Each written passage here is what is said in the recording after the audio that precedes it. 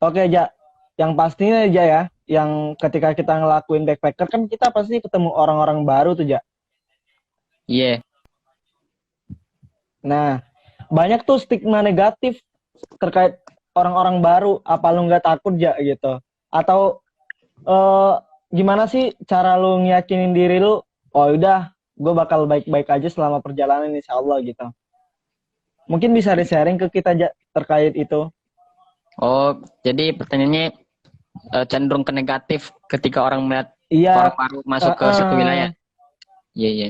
Nah, kalau iya, gitu sih, kalau gue prinsipnya itu intinya yakin dari hati, kita mempunyai niat baik kan buat pergi. Intinya mm-mm. kita nggak berniat lain gitu kan.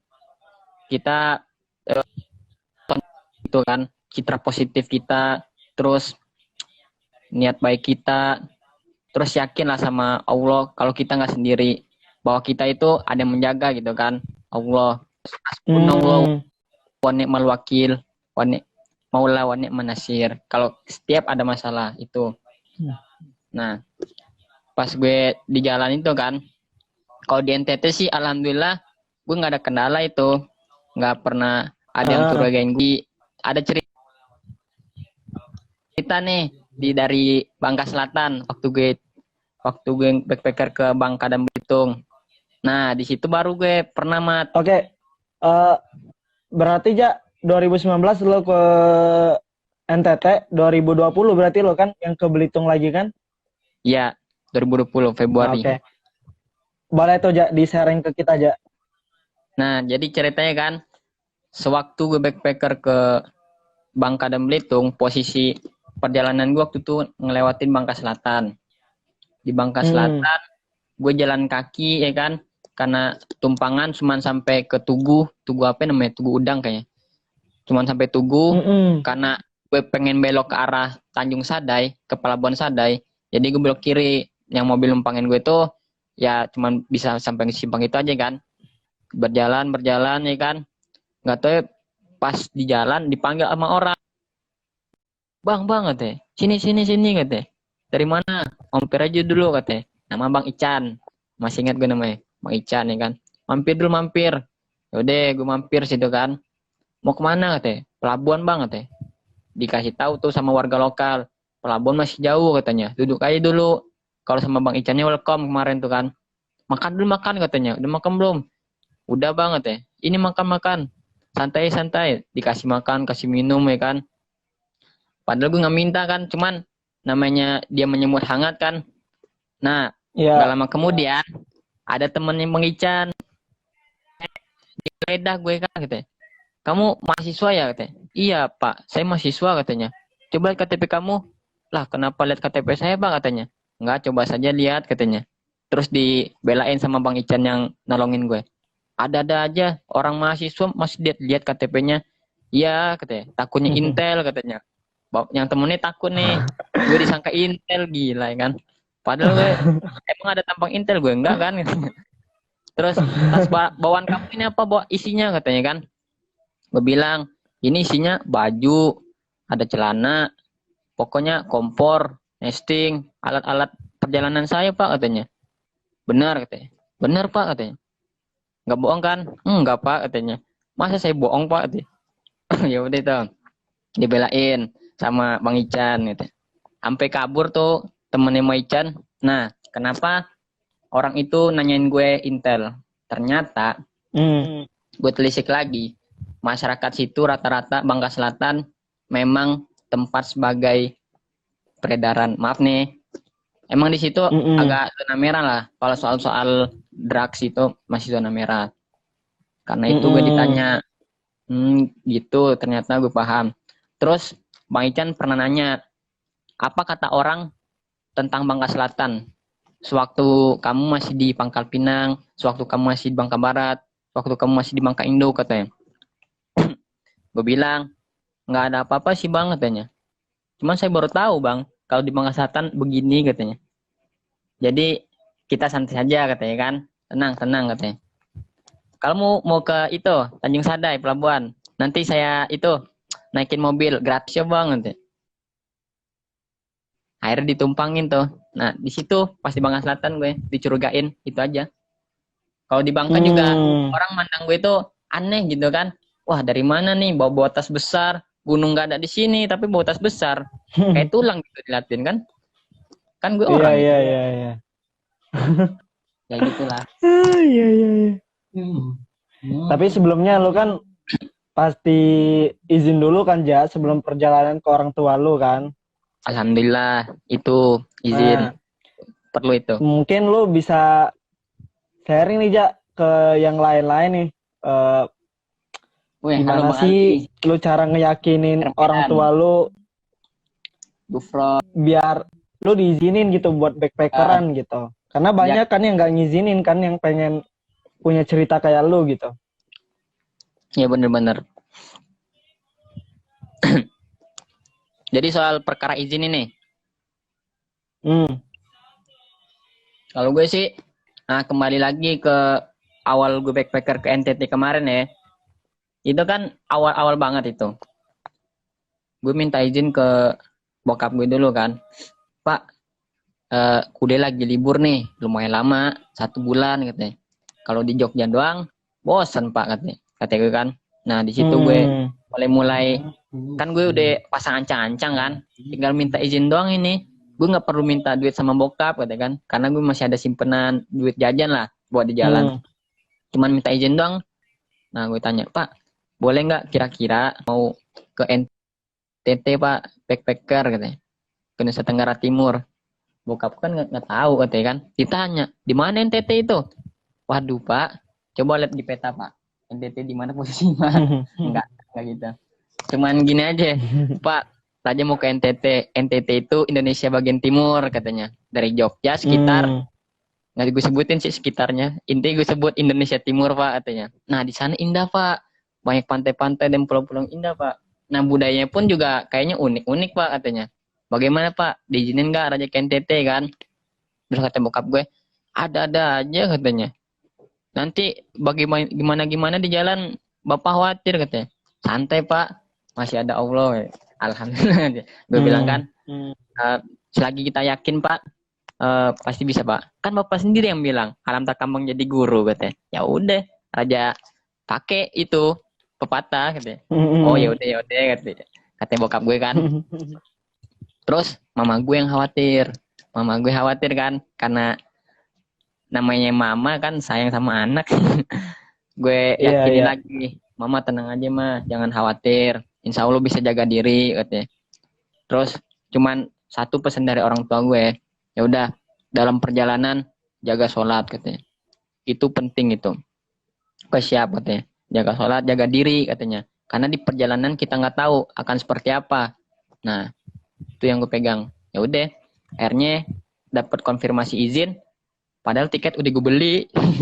Gue mah nggak dapat izin, nggak dapat izin, tetap jalan. Tapi intinya kita meyakinkan Oh, diri iya, iya. supaya izin itu murni Iya. dari hati.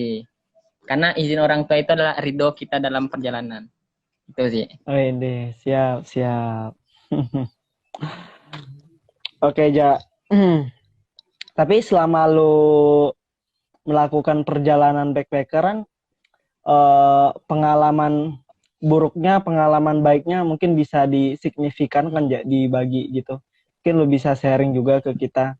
Terus buat apa sih, biar aman gitu perjalanan kan, soal keamanan itu penting juga gitu kan dalam dalam perjalanan gitu kan. Dari apa ya, dari awal tuh semenjak lo memutuskan buat melakukan perjalanan, apa sih yang paling krusial yang harus dipersiapkan gitu biar perjalanan lo lancar sampai tujuan dan balik juga lancar gitu sampai ke tempat lo memulai perjalanan tadi. Oh jadi pengalaman baik dan buruk nih. Pengalaman baik dan buruk. Bagaimana tingkatkan keamanan sama persiapan ya. Iya. Oke. Jadi pengalaman baiknya aja dulu ya, biar lebih enak gitu Ya, kan. Masa boleh, buruk boleh. dulu. Kalau pengalaman baik gue sih, alhamdulillah aja. Setiap wilayah yang gue lewati, gue dapet sambutan hangat dari setiap orang. Seperti di Surabaya apa-apa. akhirnya gue dikasih kontak sama Bang Edgar, kawannya di Surabaya. Nah, dapat sambutan hangat kan, baik dong, kita dapat nginap, dan baiknya lagi kita dapat tumpangan langsung ke Lombok melalui Bang Acil yang datang dari Allah kan. Nah, kemudian gue nyampe Lombok, gue dapat sambutan lagi dari Bang Dodik, nginap di rumahnya. Nah, itu baik ya kan. Pokoknya kita bebas di Lombok. Dikasih motornya lagi kan, eksplor Lombok katanya. Ini motor pakai katanya. Mau keliling-keliling Lombok pakai motor ini katanya. Terus dikasih rutenya kan. Kalau mau ke Lombok ini rutenya. Ya udah gue list daerah-daerah apa yang pengen gue lewatin. Gue lewatin Desa Sade, terus Pantai Kuta Mandalika sama Pantai Selong Belanak. Nah, Pantai Selong Belanak ini aturannya gue bayar, gue gratis itu mat. Malah ditawarin gue surfing di situ kan. Kenapa? Karena gue punya kontak anak Lombok Tengah kan, Bang Randy. Bang Randy ini kawan-kawan relawan.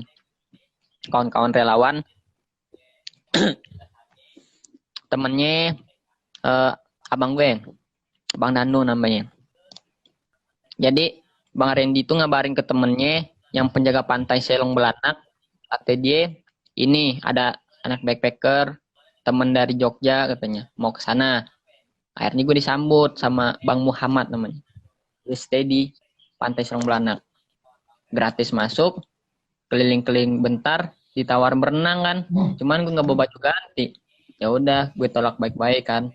Nah, setelah itu buat ke Pelabuhan Kayangan juga dapat tumpangan kan sama kawan-kawan Vespa. Nah, nyampe di Sumbawa pun akhirnya kan gue dapat tumpangan lagi kan si Zaki gue kenalnya di kapal. Padahal gue tahu di Sumbawa besar nanti bakal nginep di mana ya kan.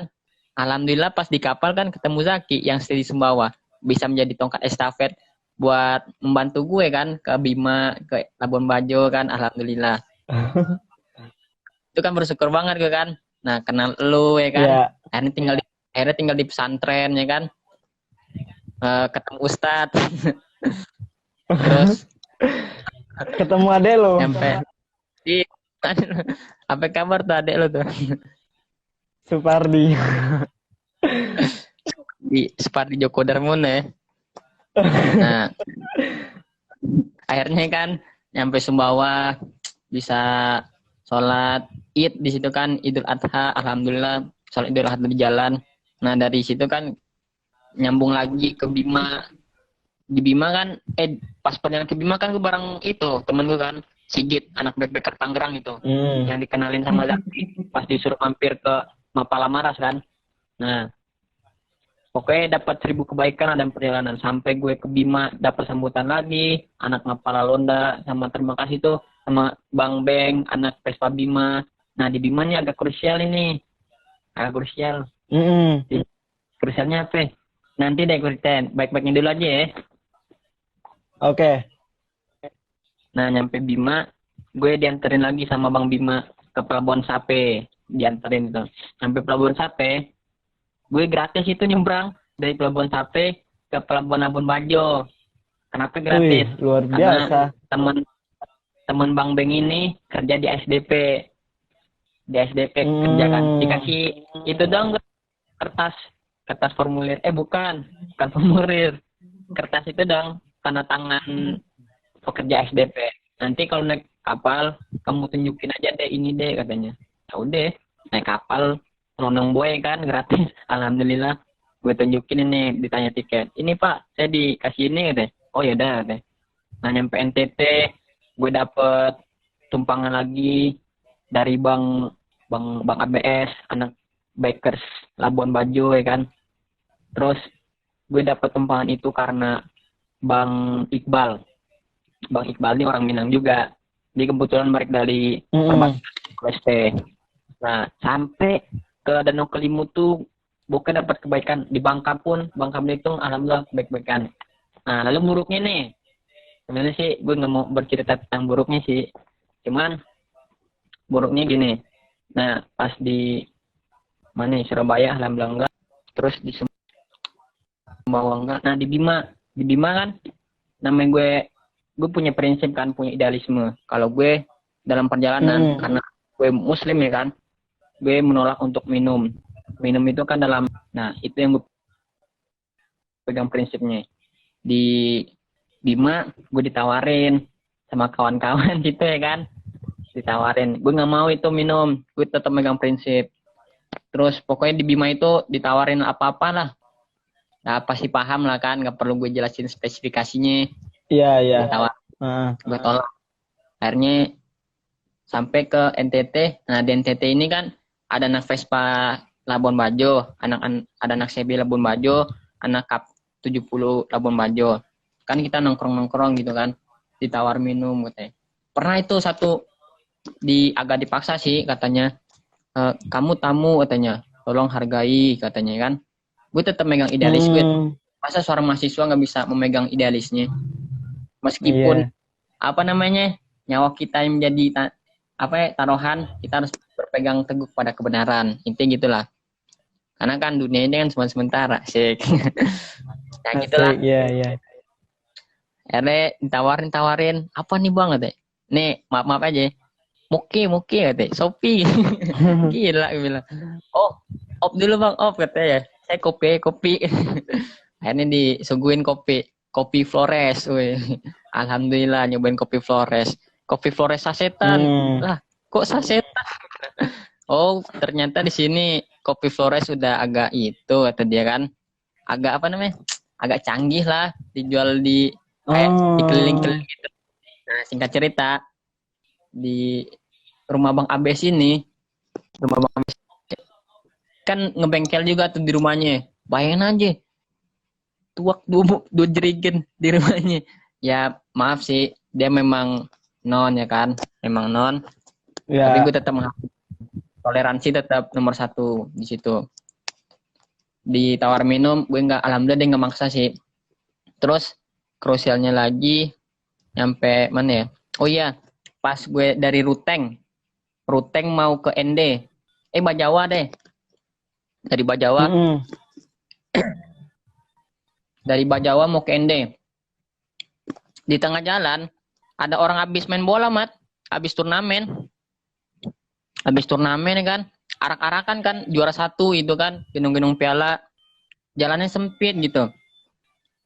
Sama, Harry. Terus jalan sempit, mau ribut malah, Mat. Kampung sebelah sama kampung sebelah mau tawuran ya kan. Ngeri dong kan. Gue orang mana kan, nyampe sini masa jadi amuk masa doang. Ada polisi itu kan. Akhirnya yang warga lokal ditahan. Kalau gue disuruh lewat gitu. Wih, udah merinding gue tuh. Berdoalah gue istighfar ya kan. Semoga gak kena amuk masa sia-sia gue di tanah NTT ya kan. Masa habis main bola, namanya tarkam ya kan, maaf nih. Namanya tarkam ya kan, pasien dari ribut-ributnya lah kan. Gesekan kecil itu kan biasa ya kan. Nah, alhamdulillah lolos di situ.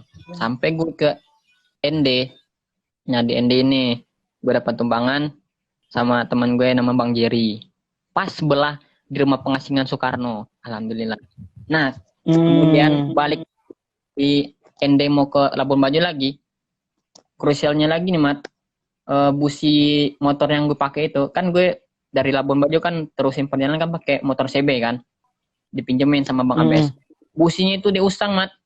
Usang kan, tetap gue paksain itu kan. Jalan, alhamdulillah masih nyala-nyala dikit lah.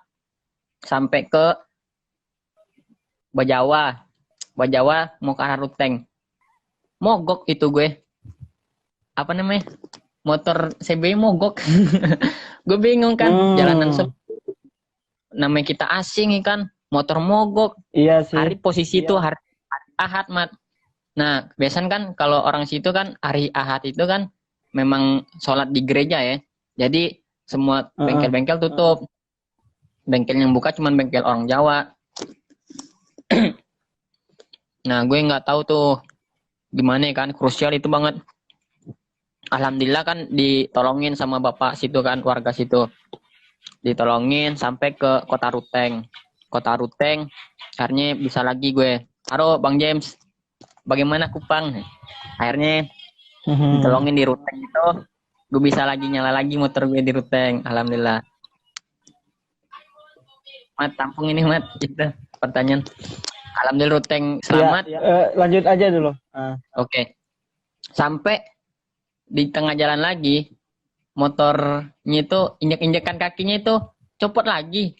Bingung gue kan. Lah, ini kalau copot nggak bisa nerusin perjalanan ini kan. Akhirnya berhenti dulu kan.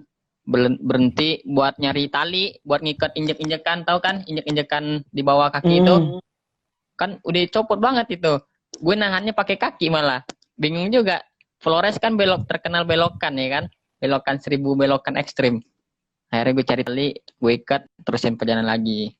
Nah, itu sih. Terus di Bangka Belitung krusialnya itu disangka Intel gue kan. Terus pernah juga gue disambut sama warga lokal sono. Gue sangka warga lokal ini gini-gini kan, alhamdulillah baik ya kan. Terus di Belitung. Nah, di Belitung ini gue sempet debat, Mat. Debat gue. Debat sama supir travel gue, debat kayak debat presiden ya kan. Karena masalah itu tiket kapal. Gue ngecek tiket kapal di internet itu harga segini dan pas di situ nggak sesuai harganya. Nah, gue debat dong, Pak, kenapa ini harga pelni segini? Bapak matok harga segini katanya kan. Nah, ini nggak relevan dong, Pak, katanya gue kan. Ini mungkin Bapak ingin memperalat saya, memperuang saya katanya kan. Oh, dibahas gitu. Kalau mau debat sama DPR katanya, sama pejabat, jangan sama orang kecil sama seperti saya katanya. Dalam hati gue jawab kan, Pak, jika orang kecilnya aja sudah begini, Pak, bagaimana orang besar gue kan? Tapi gue dalam hati gak berani gue, langsung gue debatin. Dia udah pusing, Mat, gue debatin kan. Diturunin gue kan. Ya udah, kamu turun di sini aja ya katanya. Pergi sendiri ke pelabuhan katanya. Saya nggak butuh orang seperti kamu katanya kan. Lah, Pak, kan mau antar saya ke pelabuhan, Pak. Nanti saya gimana, Pak? Ya terserah kamu saja katanya. Mau naik apa? Naik ojek ke katanya. Akhirnya gue maaf itu kan. Minta maaf itu kan. Kamu ini orang asing katanya. Kalau kamu seperti ini, habis kamu di daerah sini. Ya Pak, maaf Pak. Saya nggak bermaksud apa-apa Pak. Kata gue kan. Nah, akhirnya kita agak itu kan gesekan dikit kan. Nah, adem lagi. Akhirnya sampai ke Belitung gue. Nah gitu sih. Kalau buat keamanan sih, Mat, intinya kita kan harus safety itu kan. Apa yang kita persiapkan? Pertama kan pakaian kita itu perlu. Terus logistik, makanan, sama kompor, sama gas buat masak-masak di jalan. Nah, itu sih buat tingkat keamanan aja sih, Mat. Sama ketika kita tidur, kita lihat posisi kita itu di sekitar daerah kita, tingkat kerawanan di daerah kita seperti apa. Nah, itu yang harus kita lihat buat tingkat keamanan. Mungkin bisa jawab pertanyaan dari ini dulu deh, Ja. Dari mana? Tadi siapa yang nanya ya? Rama Imam. Ini Rama Imam. Halangan paling berat selama di perjalanan, Ja. Mungkin bisa di-sharing, Ja.